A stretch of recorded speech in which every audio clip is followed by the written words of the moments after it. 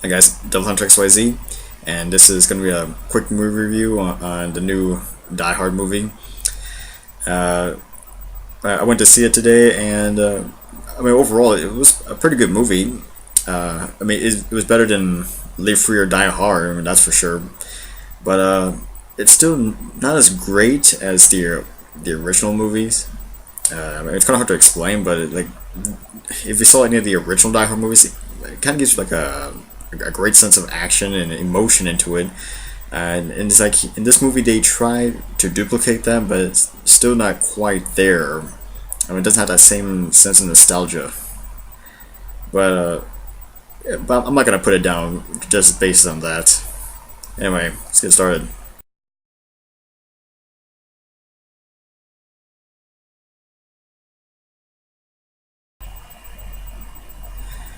All right, so the movie goes like this. It starts out in a prison facility where we see two men. One name's Yuri Kamarov, and he's in one of those glass cell things, whatever. Anyway, he's getting interrogated by another political figure named Victor Chagrin, and basically they just kind of little discussion of where's the file. We're not sure exactly what that really means at the time. But then it later goes into a night scene where we see a man who's undercover goes into a nightclub and assassinates one of Chagrin's subordinates. And apparently news spreads out, and we find out back in America that John finds out that the one who assassinated the subordinate was actually his son Jack. So he has to go to Moscow and try to rescue his son.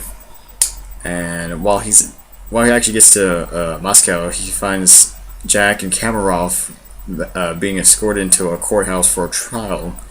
And shortly once the trial was going on, one of Chagrin's men sets off a chain reaction of car explosions, and it like severely destroys the courthouse. And I guess they were there to try to capture Kamarov. But yeah, Jack and Kamarov managed to escape and survive the explosion, and they were just escaping by car. And we later find out that Jack is working for the CIA. And then it pretty much goes into a long speed chase. They're trying to get to like the safe house, and at the same time try to avoid Chagrin's men. And at the same time, John also follows him, tries to help out his son. And soon afterwards, Jack, John, and Kamarov eventually do make their way to a safe house. But unfortunately, Chagrin's men quickly catches up, and they pretty much have to escape. Like throughout the firefight, and the building's just corroded, it's getting exploded. There's just a lot of things going on.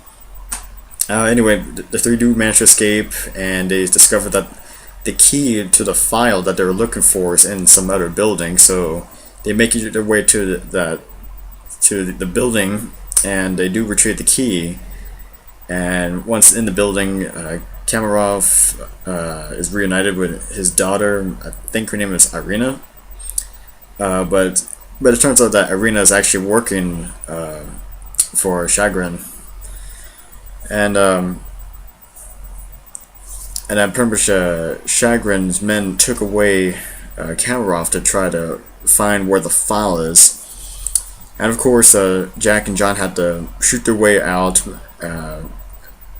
It's just another huge big firefight going on, and eventually they had to end up like jumping out of a building, falling stories down to construction equipment.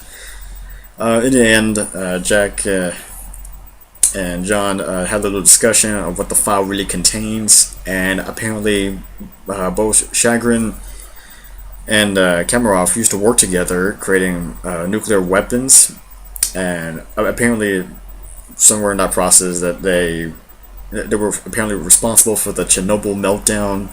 But Chagrin put the blame on Kamarov, I guess not to ruin his reputation, but he still wants to find the file or something. Anyway, Jack and John drive their way to Chernobyl, and as time passes, we see that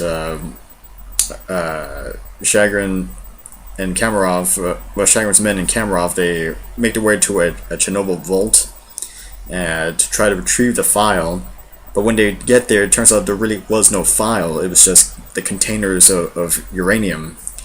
And Kamarov manages to kill Shagrin's top man. And we find that the whole thing was just a giant setup. Chagrin is eventually killed by one of Kamarov's men. We see it later in like a massage parlor or something. And pretty much Kamarov and his daughter were just trying to take the uranium. They're trying to escape with uranium, and the whole thing was just pretty much revenge against Chagrin for what he's done to him. But John and Jack eventually meet up with Kamarov, and they eventually do find out his plot. So this whole thing goes to another firefight, leading from like the vault all the way into the all the way to the rooftops, where Kamarov is awaiting for Irina in a helicopter to try to make their escape. But they eventually kill Kamarov, and they manage to destroy the helicopter with some epic explosions and some slow motion. But then afterwards, we see in the final scene that like a little bit of a family reunion with John, Jack, and Lucy.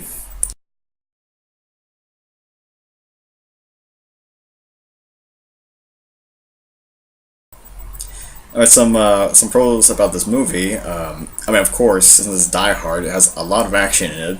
I mean, like the action pretty much starts immediately, like within the first 15 minutes. I mean, we see like the whole cars getting demolished. I mean, we see the explosion in the beginning, and then we see just this whole big long car chase. And John is actually driving over cars, just trying to make his way to the same highways as Jack.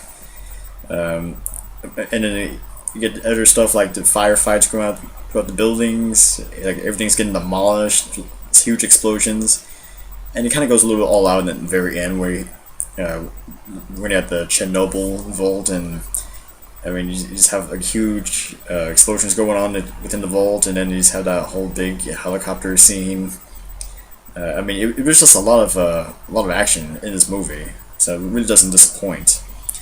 I guess another positive is they do try to incorporate a little bit of a little bit of emotion into it. You know, trying to kind of familiarize yourself with the characters. I mean, there are some moments where we see John and Jack speaking to each other. I mean, at the beginning of the movie, they hated each other. Like they were just pretty much two separate people. Even though they're technically father and son, they never got along. But as the movie kind of wraps up in the end, I mean, they eventually found closure and actually became a close father and son relationship again. And I guess another thing is they try to take a little bit of break between the actions. You know, it's not just like a whole like 2 hour movie with just action scenes, but they try to add a little bit of comedic relief into it. The initial car chase, Lucy calls John in the middle of the car chase, asking him if everything was okay. And of course, John, he tries to act smooth, saying that he was doing okay, he was doing fine. Just not, trying not to let her know that you're in the middle of a high-speed chase, going like 100 miles an hour while getting like dodging cars and going through a lot. But at least they do try to take breaks between that, and that's what I really liked about it.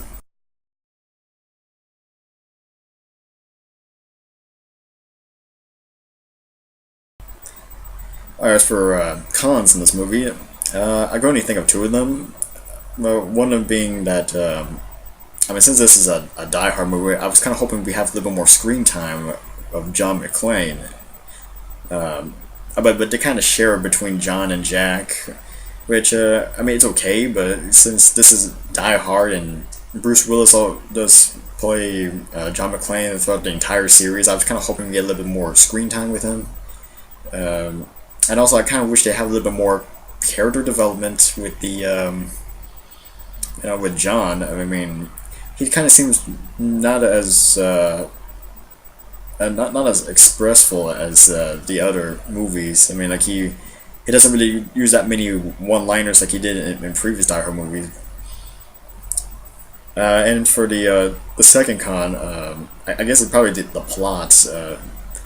Usually, I don't like plots where it's just kind of like boring or basic and not really thought out. But I think in this one, I think it was too thought out. I mean, there was just too much going on at once. I mean, at first we thought Shagrin was the main enemy in this, but then all of a sudden it turns out that Kamarov is really the antagonist of this film, and it kind of really portrays that really late in the film, like the last like 10 or 15 minutes.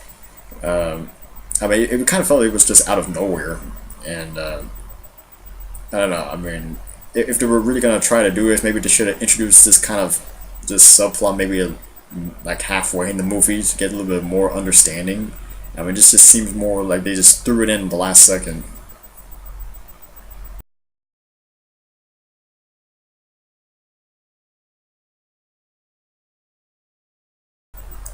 A Good Day to Die Hard is a pretty good movie. Like I said, it's a little bit better than the last movie, Live Free or Die Hard, but it's still not quite as great as the originals. And well, if you're a Die Hard fan, or if you like action movies, I really suggest seeing this movie. I mean, it's pretty good. I mean, it may have a little bit of unusual plot, but the overall action it kind of helps carries it over. Anyway, for a final score, I would give this 7 out of 10. As a DevilHunterXYZ, and until next time.